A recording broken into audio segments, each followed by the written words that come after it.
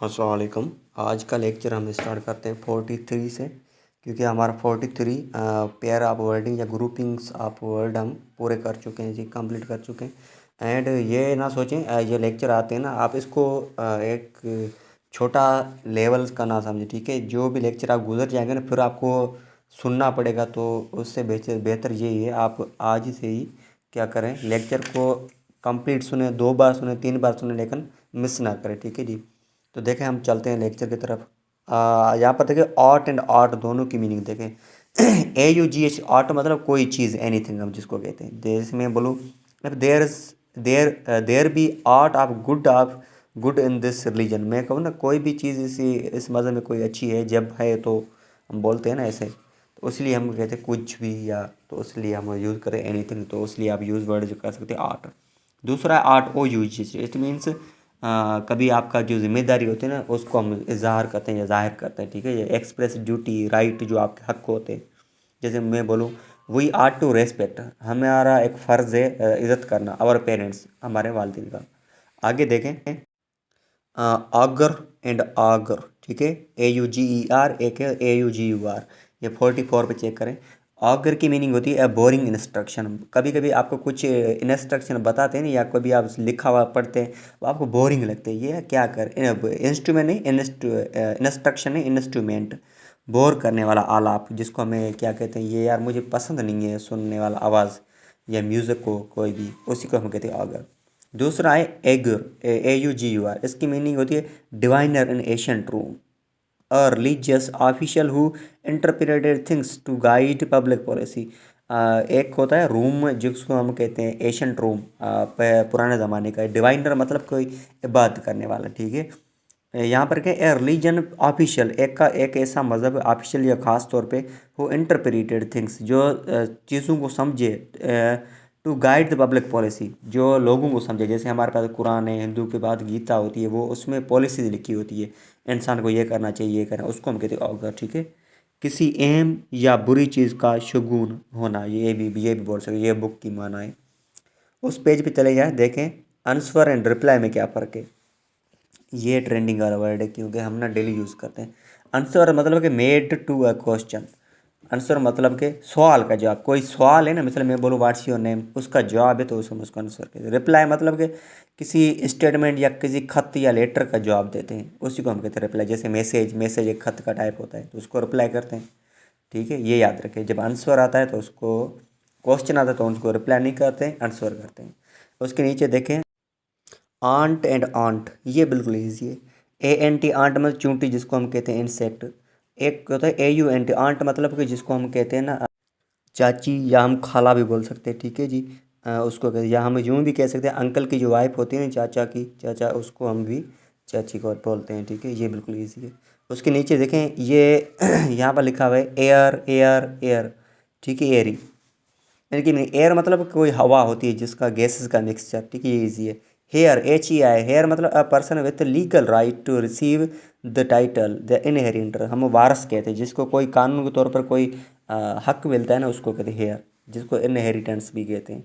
Eerie, ERE, इसको कहते हैं बिफोर, जिसको हम कहते हैं पहले, ठीक है। जैसे मैं बोलूँ do something, do ere you die, आप मरने से पहले कुछ करें, ठीक है, तो इसलिए ये एरी बोलते हैं, ठीक है। उसके बाद उस पेज पे जाएं, ये 45 नंबर लिखा हुआ है, यहाँ पर देखें लिखा हुआ है ए अवेंज या रिवेंज। अवेंज का मतलब ये होता है ये आपको मैं ट्रिक में बताता हूँ, देखें।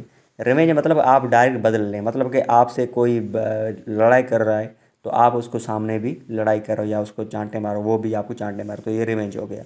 अवेंज मतलब कि सपोज करें आपको किसी ने मारा, लेकिन आप उसको नहीं मारे, आप किसी को कहते हो ये मेरी मदद करो, लेकिन आपके बदले वो मारने जा रहा है, उसको हम कहते हैं अवेंज। ये बिल्कुल ईजी, ठीक है, ये याद रखें। जैसे दो कंट्रीज लड़ते हैं, जैसे पाकिस्तान इंडिया है, या कोई भी कंट्री हो, तो सपोज कर कोई कंट्री एक दूसरे कंट्री को कहता है, तीसरे कंट्री को कहता है, थर्ड पार्टी को हमारी मदद करे, तो वो क्या कहता है, वो रिवेंज नहीं होता है, वो अमेज होता है, ठीक है जी, ये याद रखें।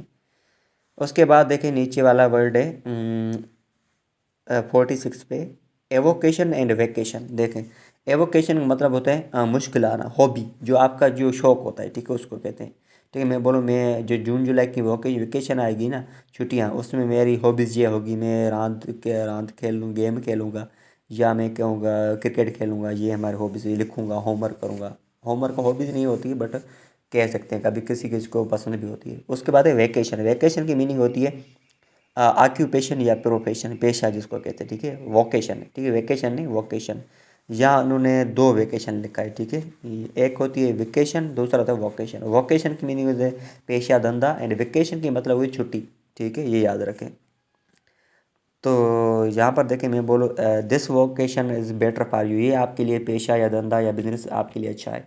उसके बाद देखिए 47 एशियंट एंड ओल्ड, इनमें क्या फ़र्क है। ये वर्ड ना ट्रेंडिंग वाला है, लेकिन आया है या नहीं आया ये हम एक्सपेक्टेड कर सकते, आ सकते हैं। देखें, एशियंट की मीनिंग होती है दैट इज़ नॉट मॉडर्न, जो कदीम ना हो, ठीक है, मतलब कि मॉडर्न ना हो, उसको हम कहते हैं एशियंट, मतलब कि कदीम हो, ठीक है, मॉडर्न ना हो, तो जाहिर सी बात कदीम होगा।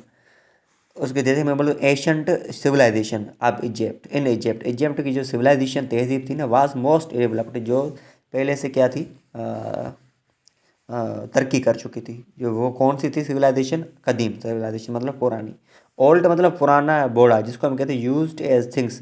ये हम अक्सर चीज़ों के लिए यूज़ करते हैं, लेकिन लोगों के लिए भी करते हैं, जिसको हम एल्डर ओल्डर डिग्री बना के बोलते हैं। लेकिन ये अक्सर जो यूज़ करते हैं ना, थिंग्स के लिए यूज़ करते हैं, क्योंकि बुक रेफर उसको करा है, पुराना या बूढ़ा, ठीक है जी। उसके बाद देखें 48 एल्यूजन एंड इल्यूजन, ये पहले आ चुका है, याद रखिए। एल्यूजन की मीनिंग होती है इनडायरेक्ट रेफरेंस। हम कोई हवाला देते हैं लेकिन बिला वास्ता, मतलब कि डायरेक्ट नहीं बोलते, इनडायरेक्टली बोल देते हैं, ठीक है, किसी के बिला वास्ता, मतलब किसी को कह कर बुला देते हैं, ठीक है, उसको कहते हैं एल्यूजन, ये हवाला होता है, ठीक है जी। इल्यूजन की मीनिंग होती है डिसिप्टिव अपीयरेंस, मतलब सेहराब। कभी कभी आप देखते हैं ना इल्यूजन वाली वीडियोज़, जो आपकी आंखों पे या दिमाग को कंट्रोल कर देती है, ठीक है। ये कैसे चल रहा है, ये पिक्चर दिखाई एक दूसरी है, दिखने में एक आती है, लेकिन उसको जब शेक करते हैं या गौर से देखते हैं तो चेंज हो जाती है। तो उसको कहते हैं इल्यूजन, जिसको हम कहते हैं या दिमाग की गेम, या आँखों का क्या कहते हैं, आँखों की गेम भी बोल सकते हैं। उसके देखें 49 एंजल एंड एंजल, ठीक है। देखिए ANGLE की मीनिंग होती है, एंजल की meaning space between two lines and surface that meet, दो लाइनों के बीच में क्या होती है, सरफेस, जो सॉरी मीट मतलब मिलाती है, ठीक है।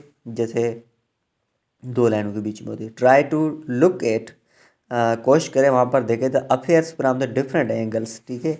जो डिफरेंट एंगल्स में डिफरेंट दो दो लाइनों के बीच में जो डिफरेंट आ रहा है ना अफेयर्स के बारे में, उस पर क्या करें, गौर करें। एंजल होता है जिसको कहते हैं लवली या इनोसेंट पर्सन, एक प्यारा सा बंदा या मासूम बंदा, या फरिश्ता भी बोल सकते हैं, ठीक है। अकरम यू आर एंजल, जो हम कहते हैं ना, अकरम आप फरिश्ते हो। कभी कभी आपको कोई मदद करता है, हम उसको बोलते हैं ना, वैसे।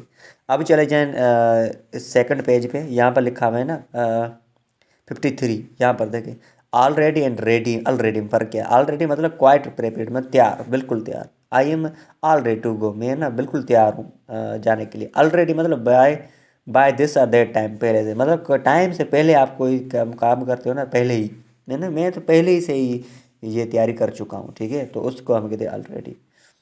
तो आगे देखें 54 नंबर एबस्टेंट रेफरेंट, ये पहले आ चुका है, ठीक है, याद रखें। एबस्टेंट मीनिंग होती है डू विदाउट, या किसी के विदाउट, मतलब कि किसी के क्या कहते हैं, आप खुद कह रहे हो, किसी को कहते नहीं हो, ठीक है, हम कहते हैं ना विदाउट कोई काम करें, इसी के अलावा बोलते हैं, ये भी बोलते हैं। Hold one self back from, मतलब परहेज़ करना, ये भी बोल सकते हैं, ठीक है। एंड हम बोलते हैं ना बच्चों को दुआओं से दूर रखे, परहेज़ करें, मरीजों को, सॉरी, या जो आयल खाते हैं उससे परहेज़ करें, ठीक है, पकड़ना चाहिए, तो हम उससे वहाँ पर एब्सटेंट लगाते। रेफरेंट की मीनिंग या क्या होती है, देखें to hold oneself from, ना बचे रहना। हम कहते हैं ना आप स्मोकिंग से बचे रहो तो बेहतर रहोगे, तो मैं यहाँ पर वर्ड या क्या यूज़ करूँगा, रेफरेंट। उसके नीचे वर्ड्स हैं, ठीक है, वो मैं कल कंप्लीट करवाऊँगा, आज के लिए इतना काफ़ी है। देखें ये वर्ड्स है ना, आज हमारे 54 कंप्लीट हो चुके हैं। जब लेक्चर आपने पहले बार नहीं सुना है, पहला वाला, तो काइंडली आप हमारे लेक्चर नंबर पहला सुने, उसके बाद आगे आ जाए। जैसे मैं एंड ये बात याद रखें, जो भी मेरा लेक्चर है उसको मैं 2 बार 3 बार सुने, क्योंकि जो मेरा लेक्चर है मैं उसमें ट्रिक्स बताता हूँ, ठीक है, ये नहीं बताता हूँ अब ये याद करें, ये याद करें, ये डेफिनेशन याद करना हो, बिल्कुल ऐसा कुछ नहीं है। आप जो मेरा लेक्चर सुन रहे हो ना, मैं उसमें सारे सारे ट्रिक्स बताई, ठीक है। आज के लिए इतना काफ़ी है। चैनल सब्सक्राइब नहीं किया तो सब्सक्राइब करें, ठीक है जी, थैंक यू।